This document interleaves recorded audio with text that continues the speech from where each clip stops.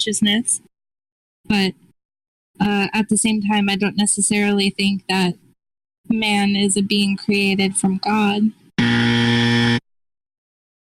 So he's merely a natural construct, and then consciousness just poofs into being at some point?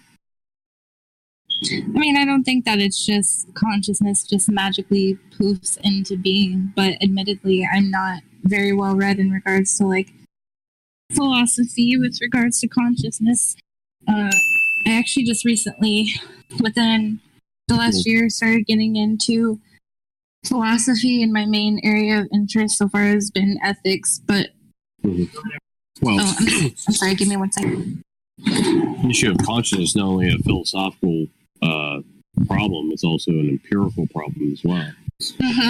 Dealing with the philosophical nature of empiricism, and how from strict naturalistic processes of just unconscious chemical matter in motion, somehow physical laws, I don't know how these come into being either, from your perspective, the matter, the physical laws, and then from physical matter, physical laws. So at fundamental level, you just have the periodic activity elements, brass tacks material, and then physical laws, and then from that state of unconsciousness, you get consciousness.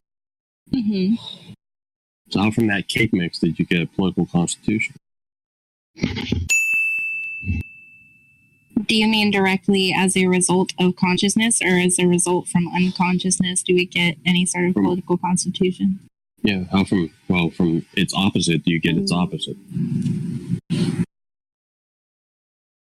And that's the thing, is that I honestly don't have the answer to that, because I don't know how consciousness arose. Does it make philosophical sense that from its opposite Can you elaborate a little bit? I'm sorry, I'm a bit lost on what you're saying.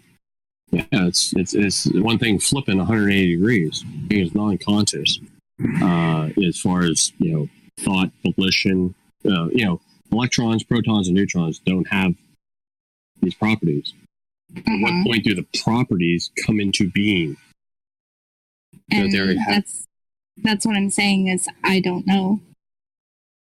I'm just questioning, does it make philosophical sense to assert that, or is that just the philosophy you want to hold to for some reason? But when you really break it down, it's irrational to hold that. Well, again, I mean, that I would have to have like a foundation to actually break down to even determine whether or not that was rational.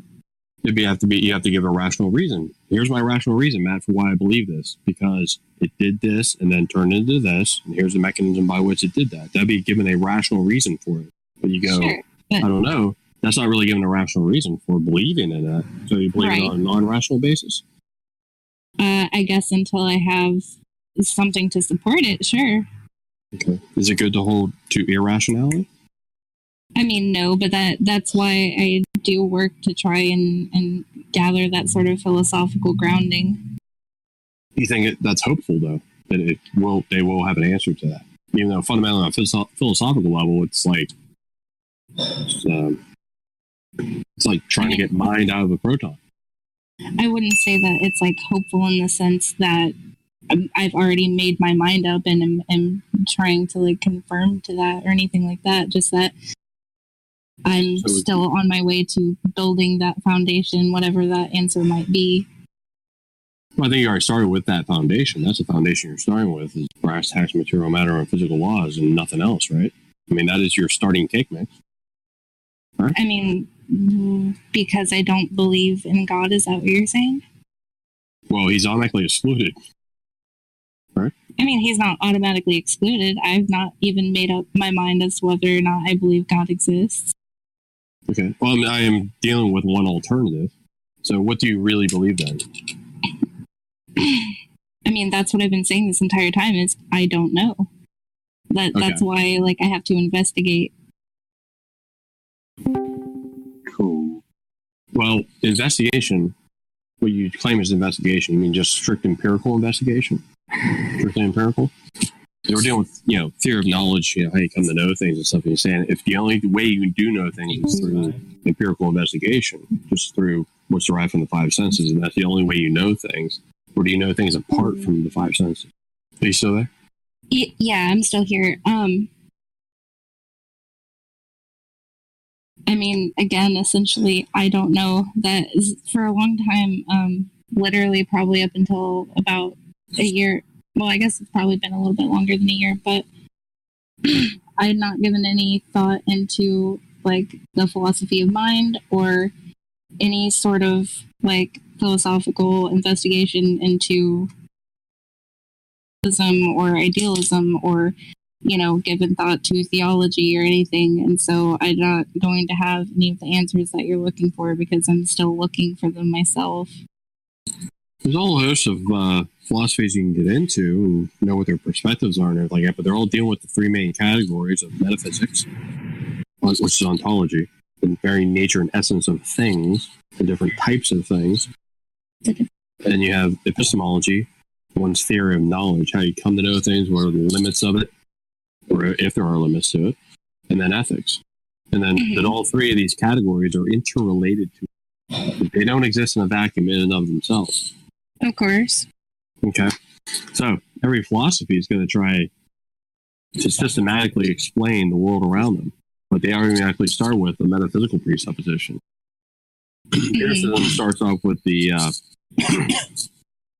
basis that, the assumption that we're just really neutral and we just have a theory of knowledge, and then we apply that theory of knowledge to reality, and then we'll get an understanding of what reality is.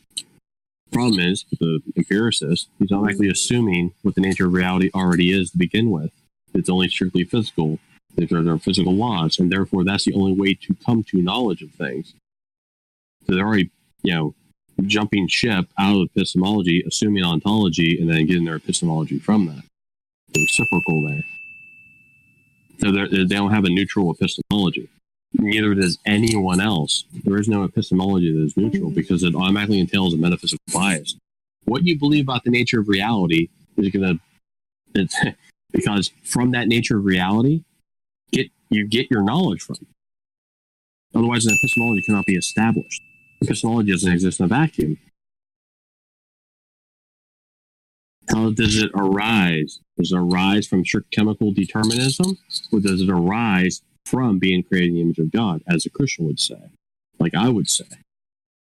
See, they're stemming from different ontological bases, different metaphysics.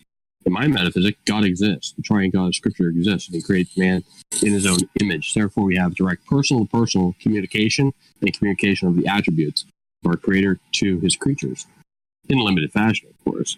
And we don't share all of His attributes, like His eternality and immutability and things like that. There are certain ones that are communicated to the creature. When in the other worldview, it assumes a different metaphysic, I don't see how they even get knowledge from strict chemical reactions. Because chemicals don't know. I mean, they're deaf, blind, dumb, and stupid. A proton, neutron, electron. You get a whole bunch of deaf, dumb, blind things together. Then you get seeing, hearing, intelligence from non-intelligent, dumb things. I don't know how that transpires, but I'm going from intelligence to intelligence. I see them go from non-intelligence to intelligence, and it just comes into being. So you see the two perspectives there. One assumes something about ontology. Either you have correct presuppositions or you have bad presuppositions, and bad presuppositions can be exposed, or bad starting points can be exposed.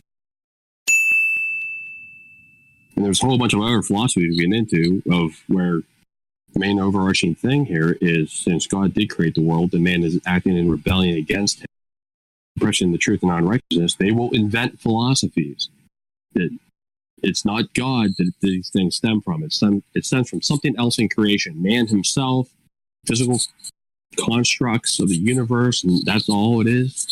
Will, like Schopenhauer said, or, we can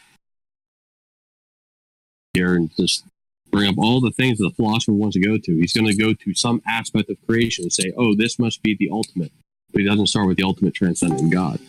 And in doing so, those other worldviews that don't start with God are ultimately self-refuting, on their own grounds, by the way. Right. And so we can go through a plethora of philosophies. I just picked on empiricism there just to show you the contrast. But no one's neutral, and this is affirmed by even Jesus' own words. If you're not for Him, you are against Him.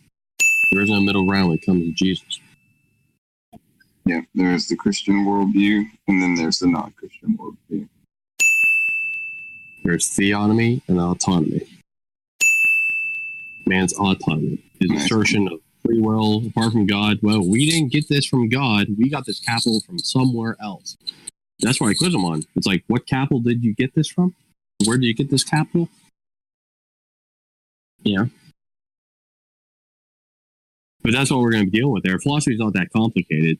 It can get more intricate, but they're all dealing with the same three categories. Nature of reality, how you know what you know, and how you should live, and how they interrelate with one another. Someone can assert an ethic of, you may think rape is wrong and that no one should ever do it to another human being. I'd say it's a nice statement you just made, but I don't see how that makes any lick of sense when you just believe we all stem from merely chemical processes. The rapist is just biochemically predetermined to do what he did. Why jail him? He had no free will to choose to choose one action over the other. He just did what he did. Why? He's just a glorified Pavlovian dog. He's conditioned by his chemical constraints to just do what he does. There's no freedom of the will. There is no volition. It's just acting out your chemical responses. That's all. He has a chemical, response to, or just a chemical innate urging to humiliate women in the act of rape. Not necessarily doing it to get his jollies off. He just subjugates women.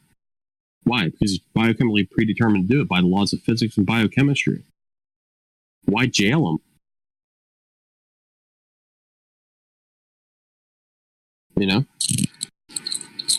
There's a disconnect there between what one wants to assert morally and then what they have as man's ontology. He's just a biochemical construct who likes to rape. We say we don't like that. What gives you the right to jail him then? Why isn't his opinion deemed equally as valid? He got a lot of pleasure from that. Why does not his pleasure outweigh the suffering of the person he rapes? Who says? It just makes no sense. And philosophically, it's absurd to assert that sort of worldview. And it shows a dialectical tension between a person's metaphysic, and especially a person's ontology, what they view man as, and then asserting some sort of absolute moral standard. Well, wrong for anyone to ever rape a person. No human being should ever do that to a person, no matter what time you're in or what place you're in. The act should not have happened or ought not happen. Well, that's a prescriptive assertion. The prescriptions make no sense when you just have chemical reactions. Chemical reactions don't make prescriptions. They don't do it.